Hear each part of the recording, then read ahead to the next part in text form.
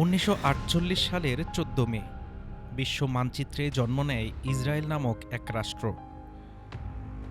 দেখতে দেখতে কেটে গেছে ৭ দশকেরও বেশি সময়। ২০২৮ সালে পা রাখবে প্রতিষ্ঠার ৮০ বছরে। কিন্তু এই ৮০ বছর কি পূর্ণ করতে পারবে ইসরায়েল, নাকি প্রাচীন কোনো অভিশাপের বৃত্তে আটকা পড়ে বিলীন হয়ে যাবে এই ভূখণ্ড? খোদ ইসরায়েলের ভেতরেই এখন বাজছে পতনের সুর।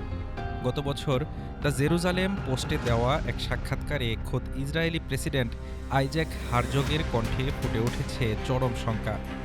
গাজা যুদ্ধ এবং অভ্যন্তরীণ রাজনৈতিক বিভাজনকে অনেক বিশেষজ্ঞই দেখছেন শেষের শুরু হিসেবে।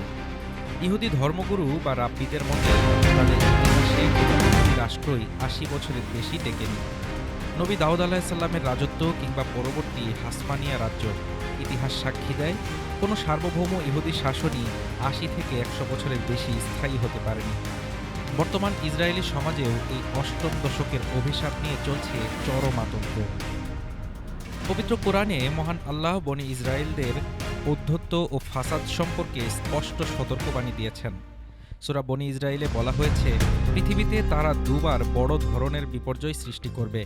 প্রথমবার প্রাচীন আসিরীয় বা বেবিলিয়নদের হাতে তাদের চরম লাঞ্ছনা ও ধ্বংসের শিকার হতে হয়েছিল। ইসলামী গবেষকদের বড় একটি অংশ মনে করেন দ্বিতীয় সেই চরম অবাধ্যতার কাল চলছে এখন, যার পরিণতি হবে অনিবার্য ধ্বংস। নবীজি সাল্লাল্লাহু আলাইহি ওয়াসাল্লামের ভবিষ্যৎবাণীতে বলা হয়েছে, কিয়ামতের আগে এক চূড়ান্ত যুদ্ধে পাথর ও গাছও কথা বলে উঠবে ইহুদিদের বিরুদ্ধে।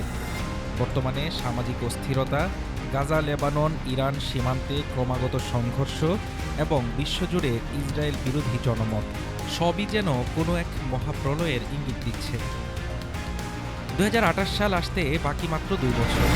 তারপরেও ভবিষ্যৎবাণী আর রাজনৈতিক বাস্তবতা কি তবে একই বিন্দুতে মিলতে যাচ্ছে? ৮০ বছরের সেই ঐতিহাসিক দেয়াল কি টপকাতে পারবে ইসরায়েল, নাকি ইতিহাসের পুনরাবৃত্তি ঘটবে আরও একবার?